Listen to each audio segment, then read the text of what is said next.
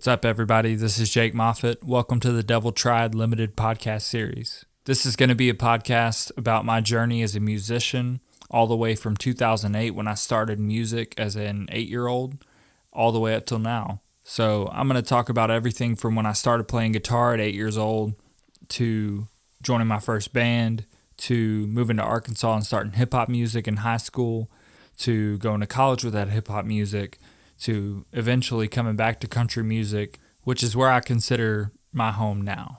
I will touch on everything from songs, the inspiration behind them, hip-hop and country, what led me to make certain albums, name certain albums, certain titles, when to make certain changes in my trajectory as a musician. And this will be a 7-episode podcast series. So it's going to be very quick. Each episode will be around 30 minutes long. It's going to be really me talking, explaining everything that's happened in my career.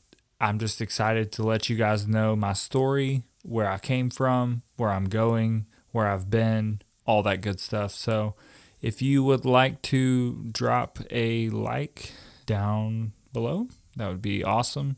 And if you guys feel compelled to do so, please share with your communities on Facebook, Instagram, Snapchat, YouTube, whatever it may be. I'm excited, so let's get started. And the serpent couldn't win a damn battle if he tried.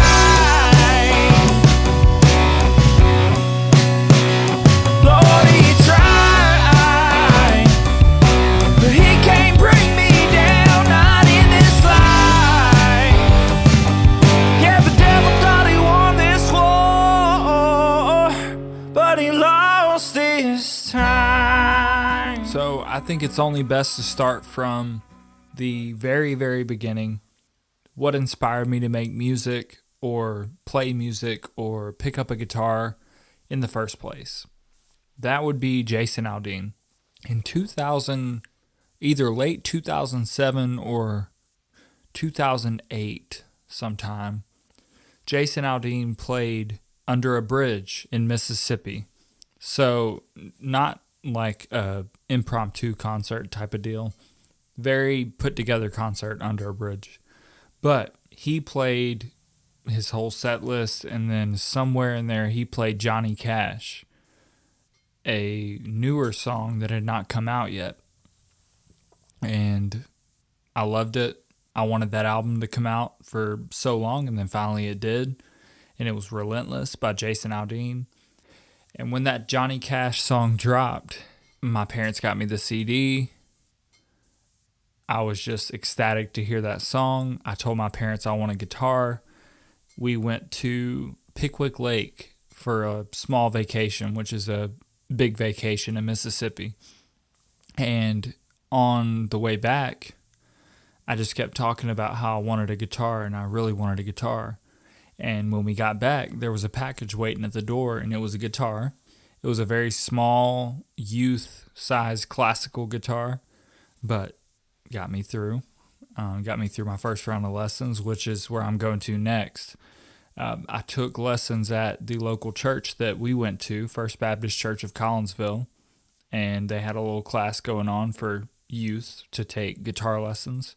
So I took that class. I really enjoyed it. I wanted to know more. I wanted to get deeper into guitar. I didn't just want to play, the same worship songs that we were playing. No offense to worship songs. Loved them. Played them for years. But I wanted to get deeper into guitar and learn more music and learn more about music. So from there, my parents found me another person in the church, actually, to teach me how to play guitar. An older guy. I say older. It was a high school guy from our church, and he played in the main church band.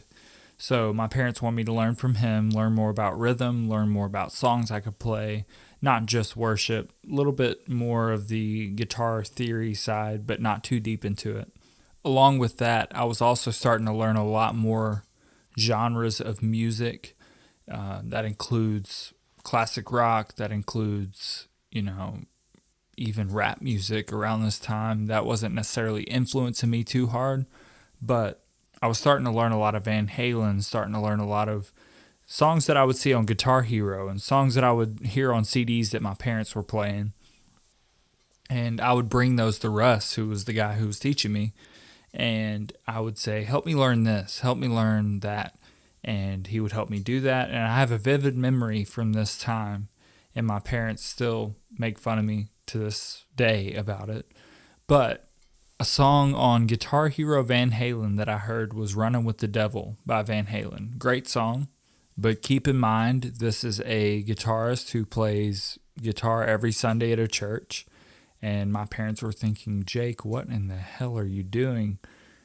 Talking about running with the devil with the church guitarist. Anyway, he was cool with it. I stand by that till this day. I was learning music. I was learning influence. It was all fun. Anyways, so I learned from Russ for a while.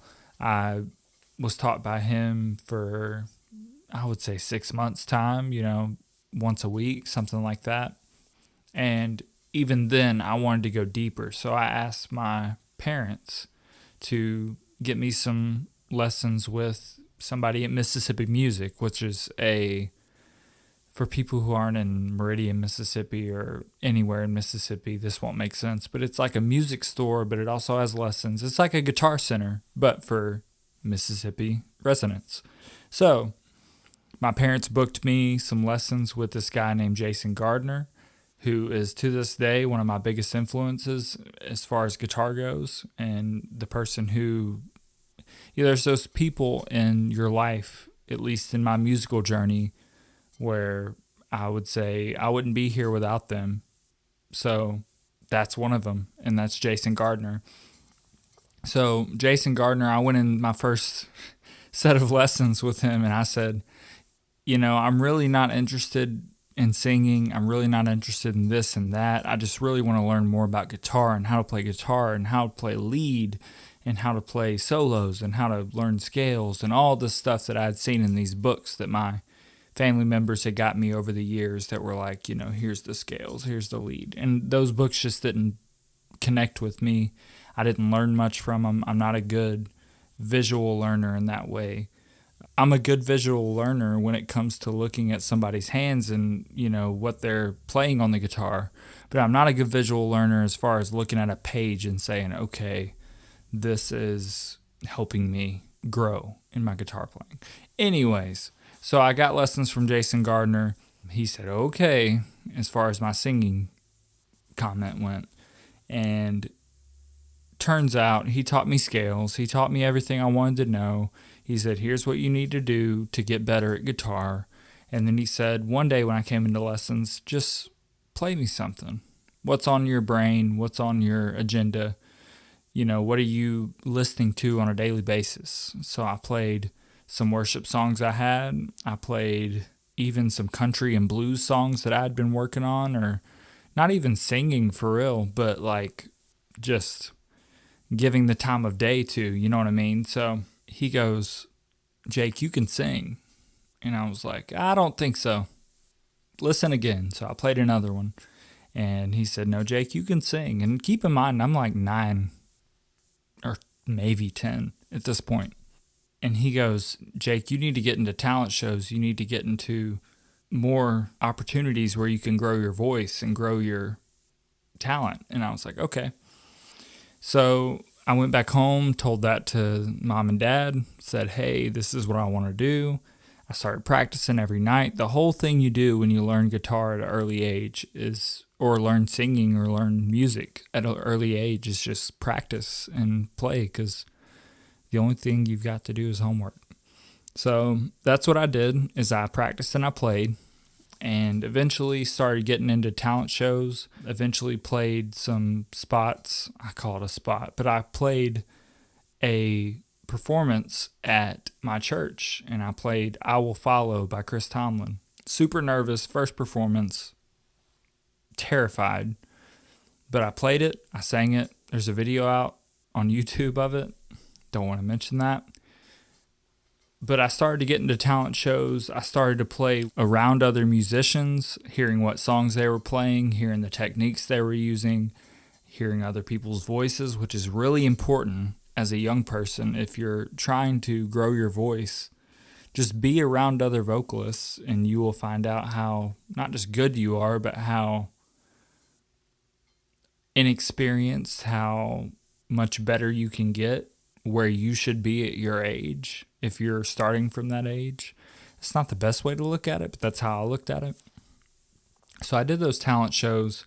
Then keep in mind, all the way from since I was 9 maybe, which is prior to where we're at in this story. But since I was 9, I was getting hip hop influence daily from, I went to this place called Swim Gym, Barbara Henson Swim Gym, and my friends would play this hip hop music, and I was super interested in it, and every portion of it, the beats, the lyrics, the way they were rapping, the style of the songs, I loved it.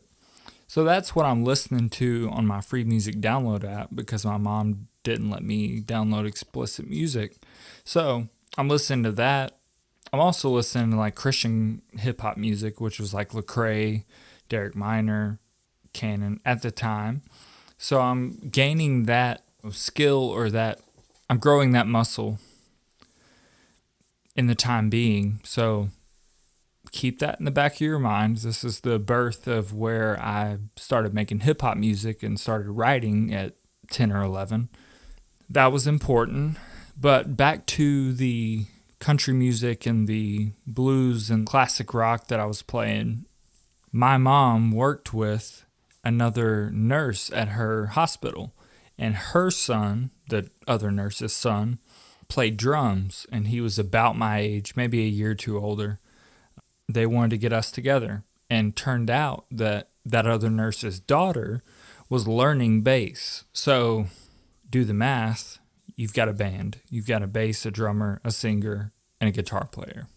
Once we met up the first time, we had fun. The dad of that drummer and bass player, my peers, he played electric guitar in multiple bands because that's just what he was into. And he played with us, and it just inspired me in a huge way to start playing more music, start taking it seriously, start taking these talent shows seriously, and then additionally start taking this band seriously. And keep in mind, I'm 10 or 11. It's really not something you hear a lot of times as an 11-year-old band, but I was so interested in that, and that ended up shaping my music journey forever, as everything will in this whole podcast series. But Backpocket was the name of that band that I joined. And when I say joined, it was more like formed or created. But even saying that, it's more like our parents formed or created. So Backpocket was a big deal at the time to us. Every Tuesday we'd get together and we'd practice songs. And some would be worship songs. Some would be classic rock songs. I learned a lot of blues music from being in that band. I learned a lot of techniques and performance aspects of music from being in that band. We played this place called the Sucranachi Review in Meridian, Mississippi, and it cycles from Alabama to Meridian, Mississippi to various places across that area. It was the Temple Theater in Meridian, Mississippi. We're talking maybe 500 people to 1,000 people showing up every time. I may be a little off on the numbers there, but it was a big deal around our city. It was a big music event. Even just Meridian, Mississippi in general was a big music town. Blues, country. Jimmy Rogers is from Meridian, Mississippi. Britt Gully's from Meridian, Mississippi, who will play a part now and later. But playing at the Sucranachi Review was where I met Britt Gully, where I met Mississippi Chris Sharp, where I met Jackie Jack White, where I met so many musicians that if I look back into my past and my journey are really important to me without them even knowing it. Oh, and I forgot one, Al Brown, a radio host, a local radio host that was ingrained in the city and had a lot of influence and a lot of name, a lot of reputation. He taught me how to write music. One time we sat in the back of the Sucranachi Review and we wrote a song about me playing Xbox because he said, what are you interested in? What do you do? And I said, I play Xbox. And he was like, let's write a song about you playing Xbox. And I was like, okay. And so we did that. And that was the very bottom foundation of me writing music for 8, 9, 10, up to 14 years past that point. So just a lot of influence with the Sucernacci Review, not to mention Backpocket went out and played a lot of venues, this is a weird, way to say it, but like a lot of stores would have bands, such a music city that a lot of stores would have bands play at their establishment just to have music and live music going on.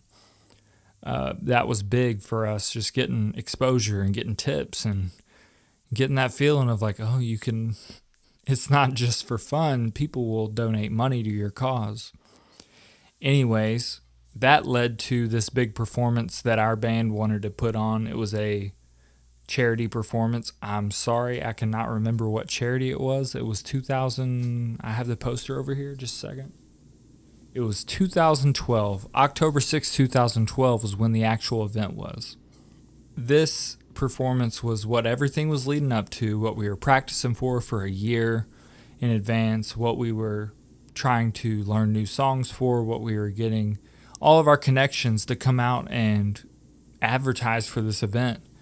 And we went on radio shows. We went on a TV news show, Channel 11 in Meridian, Mississippi. We went on Channel 11. Me, Will, the drummer, Addison, the bass player, and advertised for this event. And it was the most fun I've ever had making music besides probably now. Even more than all of my rap journey and my rap career, if you want to call it that. It was a huge time in my musical journey, and I'll never forget it. Anyways, we played a whole bunch of songs there, just learned how to perform and learned how to be a band and learned how to prepare for a big, headliner performance as 12-year-olds, which is insane to say. But that's what it was.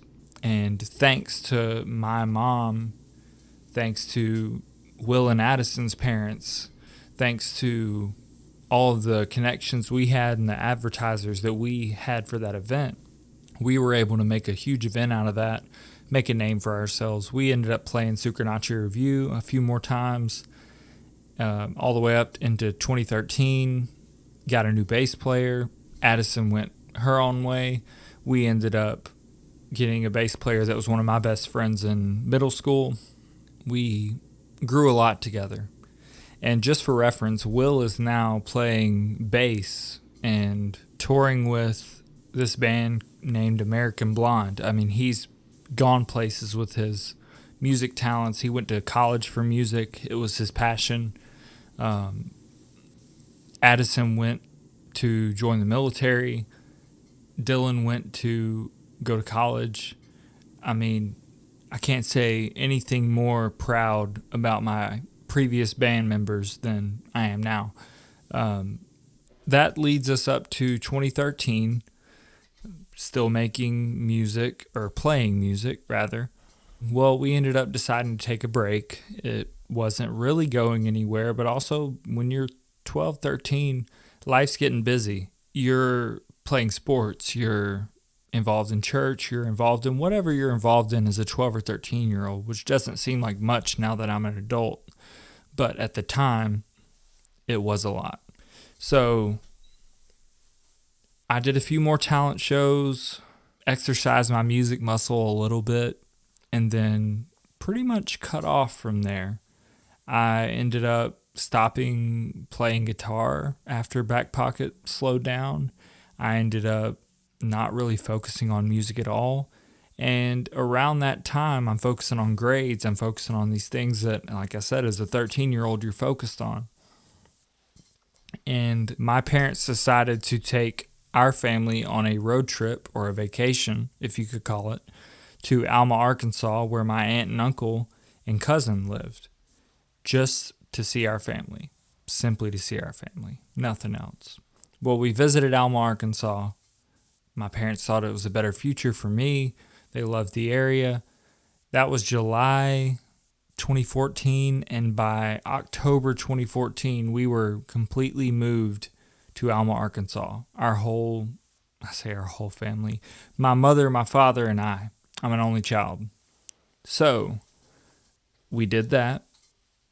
Backpocket, of course, was over at that point. For sure over then. And it was time to start a new chapter, and I didn't really know where I wanted to go. I was done playing guitar, what I thought was done. I was finished with that chapter of my life. It's time to start new. And that's where I'd like to start off on the next episode, is just where I was going next. What was my life like in Alma, Arkansas compared to Meridian, Mississippi? There's so much more to get into. We still have a whole rap career, 8 albums of that to get through. We still have 2 country albums to get through and an EP of country. So we have unlimited possibilities with this podcast. I want to thank you all for listening. I want to thank you all for your support on the music, on this podcast, on just my life in general in the past 14 years that this covers. 15, 16. Oh my gosh. I can't keep track of it, but we will be back for episode 2 where we'll discuss Arkansas, the start of my rap career, and beyond. So I'll see you guys next time. Thank you so much for listening, and have a great day. The devil tried, God forbid I tell another lie. The devil